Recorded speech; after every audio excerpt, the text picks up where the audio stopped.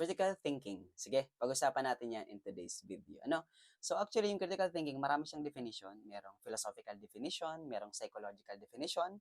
Pero sa pag-uusapan natin ngayon, i-discuss ko siya in an educational perspective kasi tayo pa ay mga educators. Ano? Actually, kapag ginamit mo yung Google mo as your search engine, kapag tig-type mo lang define critical thinking, ang lalabas dyan is, critical thinking is the intellectually disciplined process of actively analyzing, evaluating, and synthesizing information to guide belief and action. Ano po? So, ano yung tatlong words na napansin mo? That is your analyzing, evaluating, and then synthesizing, o yung tinatawag natin na creating. Ano po? So, yung tatlong words na yan, ito po yung tinatawag natin na three higher order thinking skills. Ano po? Sa revised Bloom's taxonomy. Ano po? So, ibig sabihin, by practicing three higher order thinking skills, you also develop critical thinking to your students. And actually, supported siya ng definition ni Benjamin Bloom ng critical thinking. O, tingnan mo, ano yung definition ni Benjamin Bloom ng critical thinking? According sa kanya, critical thinking is defined as the mastery of higher order cognitive skills or higher order thinking skills, specifically the analysis, evaluation, or synthesis, tinatawag natin na creation. So ibig sabihin pala, kapag nilagay natin to into context sa ating mga educators, by practicing three higher order thinking skills, ano po, you also develop critical thinking skills to your estudyante. Ano po? To your estudyante, to your students. So, since thinking siya, kaya critical thinking, paano ba natin madi-develop ang critical thinking? Simple lang. Para kung gusto nating mag-iisip ang mga bata, edi dapat may tanong. In other words, kung gusto nating ma-develop ang critical thinking skills ng mga estudyante, dapat marunong tayong magtanong. Kasi kung gusto natin nag-iisip sila, edi dapat may tanong. Anong klase mga tanong, sir? Lots or HATS question? Siyempre, yung mga HATS question, mga higher order thinking questions. Ano po? So, ibig sabihin, analyzing questions, evaluating questions, and creating questions. Kasi kapag na-develop natin ang tatlong questions na yan, it will lead higher order thinking questions will lead to higher order thinking skills, and three higher order thinking skills will develop critical thinking to your students. Gets ba yung teachers? Ito pa another definition ng critical thinking. So, mababasa mo yan sa ibang mga references na ang critical thinking daw is about suspending judgment. O syempre, sinususpend mo muna ang judgment mo, pinopause mo muna ang judgment mo. Kasi number one, gusto mo pang mag-analyze ng mga information, i-collect and analyze the information. Kasi gusto mong number two, i-evaluate ano po yung mga evidences. Husgahan mo yung mga evidences, i-judge mo kung tama ba or mali, kung fact ba or bluff. And finally, kapag nagawa mo lang yung dalawa, nag-analyze, nag-evaluate ng mga evidences, ang gagawin mo sunod is synthesize, create conclusion based on what is true and what is factual. Critical thinking pala, sa madaling ibig sabihin, kung nag-critical thinking ka, kapag hindi ka padalos-dalos, dapat nagpo-pause ka muna. Sinususpend mo ang judgment mo, hindi ka padalos-dalos. Kasi ang una mong gustong gawin, ang matalinong guro, matalinong tao, kapag may nakita siya, may nabasa siya, hindi siya basta-basta maniniwala. Suspend judgment first.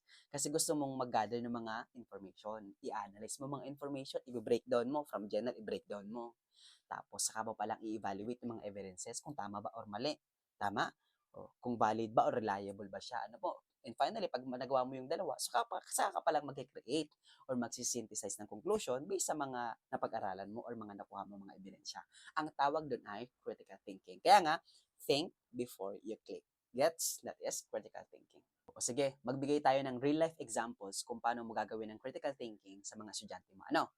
Tatlo lang na steps para madali. That is by asking what, why, and how questions kaya mong ma-develop ang critical thinking ng mga estudyante. What, para ma-develop mo ang analyzing skills, analytical skills, analyzing level. Why naman for evaluation level, evaluating skills. And then how for synthesizing skills or creating skills. For example, topic about climate change. So sa climate change, sa analysis level, pwede mong itanong na, what are the factors influencing climate change? Ano po? So dito, hindi ka lang nagtanong na what climate change is or what is climate change. Hindi ka lang nagpa-define kasi lower order thinking skills yun. Pag tinanong mo na yung mga factors, i-breakdown ng mga estudyante, from climate change, ano yung mga factors na nakaka-impluensya kung bakit nagkakaroon ng climate change. Ano po? O pwede mo din, kung gusto mong specific, para talaga analyzing, pwede mong sabihin na, compare and contrast natural factors and then the anthropological factors of climate change. O dito, i-analyze nila, ano pala yung mga, isipin ng bata, natural pala ang climate change. Yes, kasi natural naman talaga yan. Mekanismo yan ng Earth para mag-adapt sa universe. Ano? At meron din pala siya anthropological factors, kasama pala dyan ang mga human factors, societal factors, etc. etc. So, i-break na ng bata using Venn diagram, compare and contrast. Ngayon, kapag alam na yun ng bata, natanong mo na yun sa kanya, nakasagot na sila, ano? Ang sunod mong tatanungin, number 2, why questions.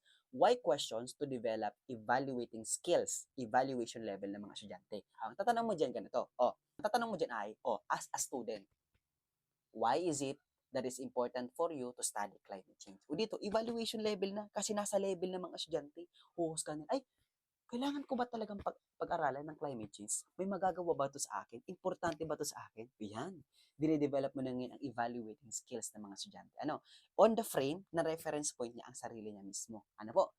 At kapag natanong mo na yan, natanong mo na yung mga estudyante, ang sunod na level ay synthesizing level or creating skills, creating level ng mga estudyante by asking how questions, by asking tangible questions. Sa how level naman, ang tatanong mo na dyan ganito, tapos na natin pag-usapan yung mga factors and nahusgahan mo na importante para sa buhay mo. Ang tatanong mo dyan is, how can you now mitigate the effects of climate change?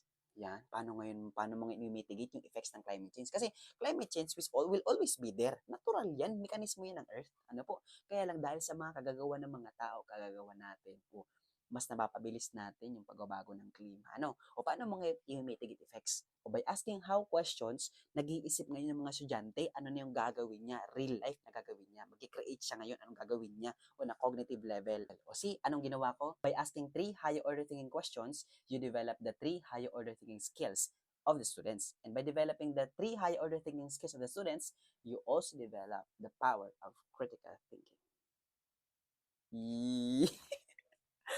Ayan. So, sana natuto ka sa video ni Sir Nestor.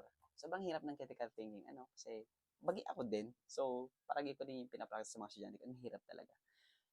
Yun yung kulang sa mga estudyante natin. And then, based on research din yung sinabi ko sa inyo. Then, sana nakatuto po yung video ni Sir Nestor. Kung nakaabot ka sa parte ng video ito, pakilike naman ng video. And then, pa-comment naman kung taga saan ka para alam ko kung hanggang saan ang na-reach ng video ito. Yun lang. Thank you very much, everyone. And God bless. Bye-bye.